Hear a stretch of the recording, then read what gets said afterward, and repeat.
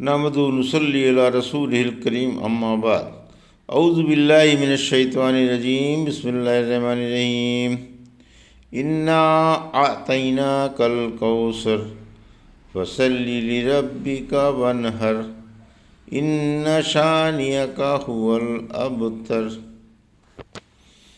ابھی آپ نے سورہ کوثر کی آیت 1 سے 3 کی تلاوت سماعت فرمائی۔ بترتیب مصحف یہ 108ویں اور بترتیب نزول 15ویں سورہ اور مکی ہے۔ اس میں 3 آیتیں اور 1 رکوع ہے۔ پیش ہے ان آیتوں کا ترجمہ اور تفسیر ابن کثیر سے۔ بسم اللہ الرحمن الرحیم۔ انا اعطیناک الکوثر آیت 1، فصلی لربک وانحر آیت 2، ان شانئک هو الابتر آیت 3۔ میں اللہ کے نام سے شروع کرتا ہوں جو بڑا ہی مہربان و شفیق ہے۔ دیکھیے ہم نے آپ کو کوثر عطا فرمائی ہے، لہٰذا آپ اپنے رب کے لیے نماز پڑھیں اور قربانی کریں۔ یقیناً آپ کو برا کہنے والا ہی بے نام و نشان رہے گا۔ یہ تھا ترجمہ سورہ کوثر کی آیت 1 سے 3 کا تفسیر۔ آیت 1 کوثر کی تفسیر۔ ایک دفعہ رحمت عالم صلی اللہ علیہ وسلم کو اونگ آئی، پھر آپ نے مسکرا کر سر اٹھا کر صحابہ سے فرمایا، یا صحابہ نے آپ سے پوچھا، یا رسول اللہ صلی اللہ علیہ وسلم آپ کیوں مسکرا رہے ہیں؟ فرمایا، ابھی مجھ پر ایک سورت اتری۔ پھر آپ نے یہ سورت پڑھ کر فرمایا، جانتے ہو کوثر کیا ہے؟ صحابہ بولے، اللہ اور اس کے رسول صلی اللہ علیہ وسلم ہی کو خوب معلوم ہے۔ فرمایا، کوثر جنت کی ایک نہر ہے جو اللہ نے مجھے عطا فرمائی ہے، اس کے پاس بڑی خیر و برکت ہے۔ قیامت کے دن اس پر میری امت آئے گی، اس پر گلاس تاروں کی طرح بے شمار ہیں، بعض آنے والے اس سے روک دیے جائیں گے۔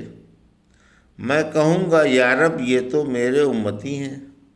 جواب ملے گا، آپ کو معلوم نہیں آپ کے بعد انہوں نے آپ کے دین میں کیا کیا نئی باتیں گڑھی تھیں۔ ایک روایت میں حوض کے بارے میں ہے کہ اس میں آسمان سے نہر کوثر سے 2 پرنالے گرتے ہیں۔ انس رضی اللہ تعالیٰ عنہ کہتے ہیں، رسول اللہ صلی اللہ علیہ وسلم نے یہ سورت پڑھ کر فرمایا، مجھے کوثر عطا کی گئی ہے۔ یہ ایک جاری نہر ہے جو گڑھے میں نہیں بہتی، اس کے دونوں کناروں پر موتیوں کے خیمے ہیں۔ میں نے ہاتھ سے اس کی مٹی نکال کر دیکھی تو خالص مشک تھی، اس کے سنگریزے سچے موتی کے ہیں۔ میں جنت میں گیا تو ایک نہر دکھائی دی جس کے دونوں کناروں پر آمنے سامنے موتیوں کے خیمے نصب ہیں۔ میں نے مٹی نکال کر دیکھی تو خالص مشک تھی۔ پوچھا، جبرائیل یہ کیا ہے؟ فرمایا، کوثر ہے جو آپ کے رب نے آپ کو دی ہے۔ میں ایک نہر پر پہنچا جس کے دونوں کناروں پر جوفدار سچے موتی کے آمنے سامنے گنبد ہی گنبد تھے۔ پوچھنے پر معلوم ہوا کہ یہ کوثر ہے۔ آیت 2 نعمت کا شکر ادا کرنا چاہیے، یعنی ہم نے آپ کو دنیا اور آخرت میں بھلائی ہی عطا کی ہیں، جن میں سے کوثر بھی ہے۔ لہذا آپ شکریہ کے طور پر رب کی رضا کے لیے خلوص سے نماز، فرائض و نوافل پڑھتے رہیں، اسی کے نام کی قربانی کرتے رہیں اور اسی کی عبادت کریں جو یکتا ہے اور اس کا کوئی شریک نہیں۔ سورہ انعام کی آیت 162-163 نے فرمایا، قل ان صلاتی و نسکی و محیایا و مماتی للہ رب العالمین۔ آپ فرما دیں میری نماز، میری قربانی، میری زندگی اور میری موت اللہ رب العالمین ہی کے لیے ہے، جس کا کوئی شریک نہیں۔ اسی کا مجھے حکم ہے اور میں سب سے پہلا مسلمان ہوں۔ یہ حکم مشرکوں کے خلاف ہے، کیونکہ وہ غیر اللہ کی عبادت بھی کرتے ہیں اور بتوں کے نام پر قربانیاں بھی کرتے ہیں۔ اللہ والوں کو ان کی راہ کے بالکل خلاف چلنا چاہیے۔ آیت 3، نبی صلی اللہ علیہ وسلم کا دشمن ذلیل ہوگا۔ اے نبی صلی اللہ علیہ وسلم، آپ صلی اللہ علیہ وسلم کا اور آپ کے پاس والی صریح ہدایت کا دشمن ذلیل و گمنام ہو کر رہ جائے گا۔ یہ آیت عاص بن وائل کے بارے میں اتری۔ یزید بن رومان کہتے ہیں، اگر کسی مجلس میں رحمت عالم صلی اللہ علیہ وسلم کا ذکر آ جاتا اور اس میں عاص بھی ہوتا تو منہ بنا کر کہتا، چھوڑو بھائی اس کا ذکر، یہ شخص مرنے کے بعد بے نام و نشان ہو جائے گا، اس کے اولاد تو ہے نہیں جس سے اس کا نام باقی رہے۔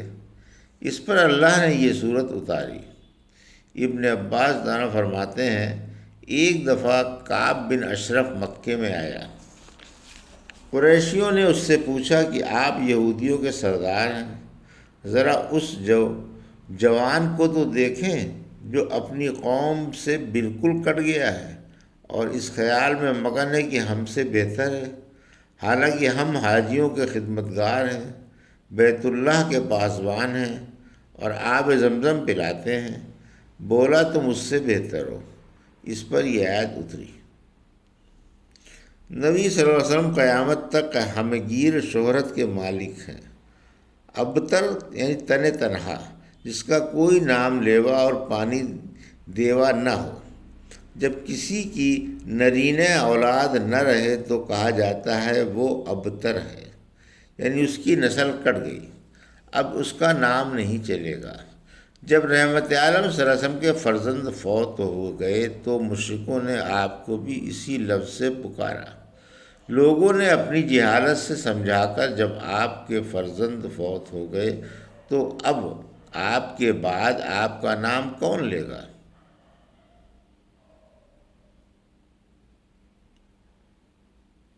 حالانکہ اللہ آپ کا نام ہمیشہ قائم و دائم رکھے گا۔ آپ کی شریعت قیامت تک رہے گی اور آپ کے ماننے والے روز بروز بڑھتے ہی جائیں گے۔ آپ کی اطاعت ہر چھوٹے بڑے پر فرض ہے۔ ہر زمانے میں کروڑ در کروڑ مسلمان عزت سے آپ کا نام لے کر آپ پر درود بھیجتے رہیں گے۔ اشہد ان لا الہ الا اللہ کے ساتھ اشہد ان محمد رسول اللہ قیامت تک فضا میں گونجتا رہے گا۔ خشکی میں، تری میں، آبادیوں میں اور ویرانوں میں، جنگلوں میں اور کھیتوں میں اور غاروں میں اور پہاڑوں پر اس پیارے نام کا اعلان قیامت تک ہوتا رہے گا۔ آج بھی اسی 80 کروڑ انسان آپ کے مدح خواں ہیں اور اللہ کا کلمہ بلند کرنے کے لیے جان دینے کو تیار ہیں۔ دنیا کے گوشے گوشے میں آپ کا نام پھیلا ہوا ہے اور دنیا کا بچہ بچہ آپ کو جانتا ہے کوئی اولاد والا جس کا نام اس شان و عظمت کے ساتھ صفحہ ہستی پر باقی رہے؟ صلی اللہ علیہ وسلم وصحبہ اجمعین الی یوم الدین۔ الحمدللہ سورہ کوثر کی تفسیر تمام ہوئی۔ یہ تھی سورہ کوثر کی آیت 1 سے 3 کا ترجمہ اور تفسیر جو ابھی آپ نے سماعت فرمائی۔ بارک اللہ لی و لکم فی القرآن الحکیم ونفعنا ایاکم بآیات الذکر الحکیم۔